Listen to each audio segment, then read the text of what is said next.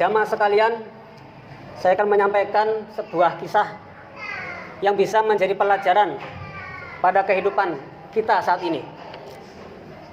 Kisah sahabat Nabi, ya, masih hidup di zaman Nabi. Sesaat perang Khandaq selesai atau perang Ahzab yang dimanakan oleh kaum muslimin, datanglah malaikat Jibril.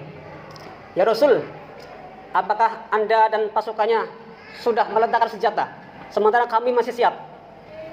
Ya Rasul, ketahuilah, di sana ada sekelompok kaum Yahudi yang berkhianat ketika perang Khandaq berlangsung. Ya, mereka berkhianat sehingga Khandaq, parit-parit sebagai pertahanan perang, sempat terkoyak sehingga terjadi beberapa korban di kaum muslimin. Mereka telah berkhianat, maka kejarlah mereka.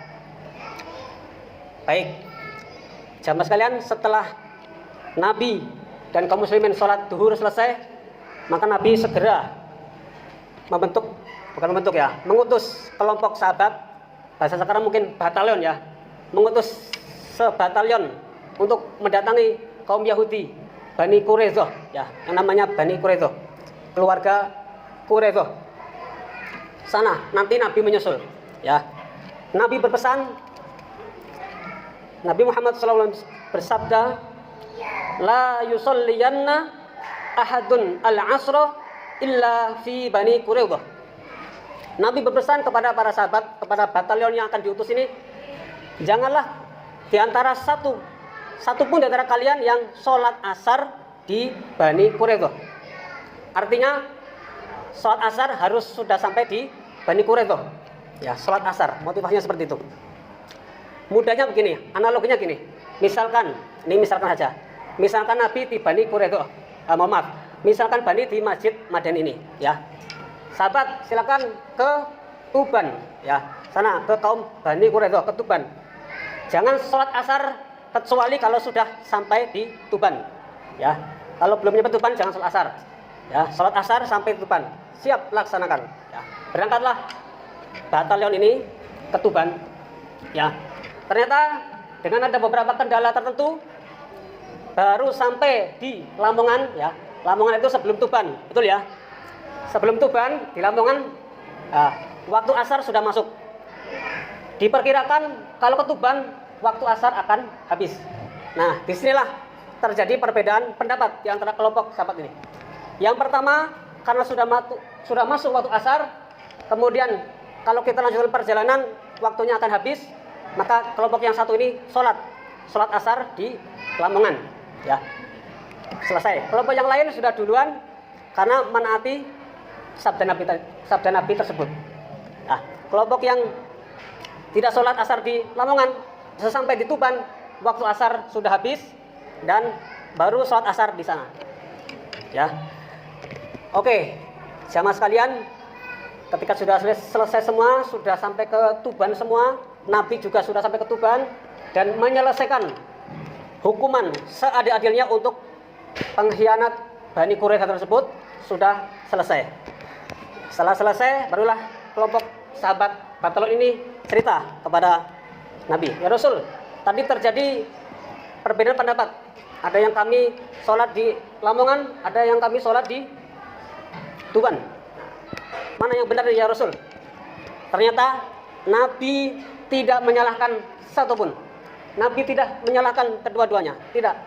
Yang sholat di Lamongan, betul, kalian telah melaksanakan sunnahku, yaitu sholat pada waktunya. Yang sholat di Tuban, di Bani Quraidah juga betul, karena mendengar dan menaati sesuai perintahku. Ini terjadi perbedaan pendapat yang tidak sama sekali disalahkan oleh Rasulullah Shallallahu Alaihi Wasallam. Jamaah sekalian, apa pelajaran yang dapat diambil dari kisah sahabat ini? Yang pertama, mendengar kisah ini mungkin logika kita langsung bermain. Di zaman Rasul saja sahabat bisa berbeda pendapat, apalagi zaman sekarang, ya. Definisi sahabat itu apa? Sahabat itu orang yang Islam, beriman, menemui langsung Nabi, melihat Nabi, dan meninggal dalam keadaan Muslim. beriman, itu sahabat. Ya. Jadi sahabat yang hidup di tengah-tengah Nabi, di saat Nabi masih hidup, itu saja masih ada peluang terjadi perbedaan dalam menyikapi sunnah-sunnah Nabi, ya, hadis-hadis Nabi, perintah-perintah Nabi. Kenapa mereka berbeda? Tidak bisa dipungkiri, ya, dari dulu sampai sekarang cara pemahaman sahabat, tabi'in, ulama-ulama kita berbeda-beda. Ada yang tekstual, jadi apa adanya, dipahami secara zahir, dipahami apa adanya teks. Kanjeng Nabi bersabda jangan sholat kecuali di Bani Quraidah, ya sudah, laksanakan itu. Jadi ada sekelompok yang secara tekstual memaknai, tidak apa-apa, betul juga, tidak disalahkan. Sahabat kelompok yang kedua memaknai secara konstekstual, memaknai hadis ini dimaknai sebagai spirit, sebagai motivasi agar kalian segera ke Bani Quraidah, segera ke Tuban sana sampai asar. Itu mereka memaknai seperti itu.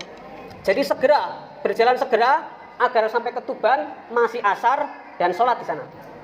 Itu sekelompok yang memaknai secara konseptual. Dua-duanya betul, tidak ada yang disalahkan. Jamaah sekalian, sahabat itu kan banyak tipenya. Sahabat itu ya dari segi keimanan, dari segi kecerdasan berbeda-beda. Makanya kita kenal ada sahabat-sahabat utama yang dikenal Khulafaur Rasyidin. Ada sahabat-sahabat yang dijamin masuk surga, ya. Sahabat mempunyai kelebihan masing-masing. Ada yang pandai dalam politik pemerintahan, ada yang pandai dalam ekonomi, ada yang cerdas secara keilmuan seperti Sayyidina Ali bin Abi Thalib karamallahu wajhah. Kita kenal dalam hadis-hadis Nabi, ada sahabat Abu Hurairah, sahabat Ibnu Abbas, sahabat Ibnu Umar, banyak meriwayatkan hadis karena beliau daya rekamnya, ya, daya ingatannya cukup bagus, cukup kuat.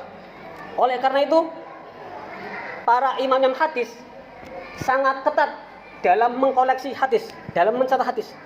Salah satunya tadi, kategorinya kecerdasan, daya ingatnya. Jadi dari sekian 10.000 hadis disaring, ya. Ini perawinya ada yang cerdas, ada yang pelupa, ada yang dari kepribadiannya kurang bagus. Maka muncullah kita kenal ada hadis sahih, ada hadis hasan, ada hadis dhaif, bahkan ada hadis maudhu atau palsu. Itulah yang disaring, hadis-hadis yang disaring oleh imam-imam hadis, Imam Bukhari, Imam Muslim, dan lain sebagainya. Hadirin sekalian, pelajaran yang kedua yang bisa kita ambil, kita jangan mudah menyalahkan ketika ada di antara lingkungan kita ada yang melaksanakan hal yang berbeda. Siapa tahu memang mereka punya pendapat, punya rujukan yang berbeda, ya. Kalau sepanjang masih ada rujukannya, ya, masih ada yang dibuat hujah, maka tidak disalahkan. Yang ketiga dari pelajaran tersebut, di situ terbuka peluang ijtihad, ya.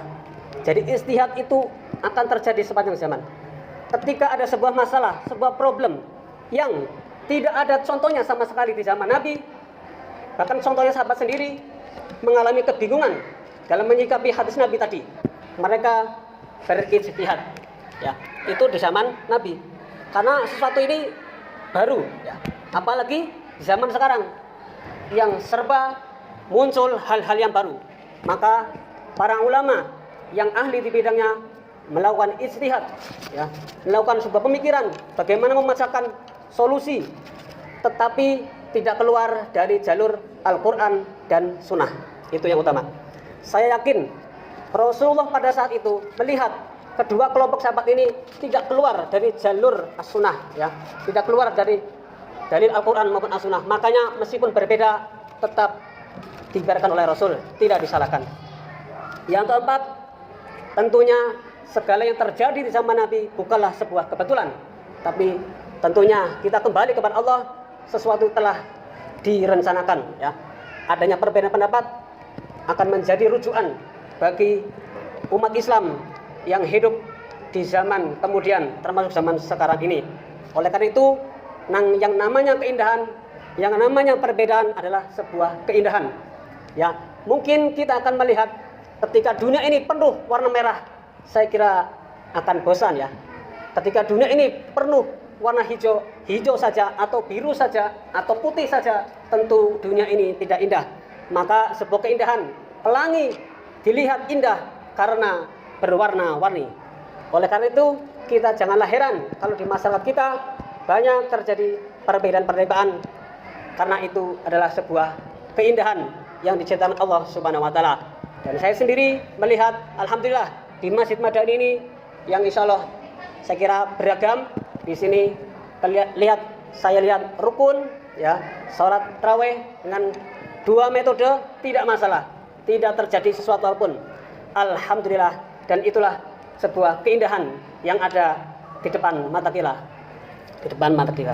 Saya kira cukup sekian, semoga yang saya sampaikan bermanfaat bagi kita semua dan bisa meningkatkan pengetahuan kita dan keimanan kita. Kurang lebihnya mohon maaf. Wabillahi taufiq wal hidayah. Wassalamualaikum warahmatullahi wabarakatuh.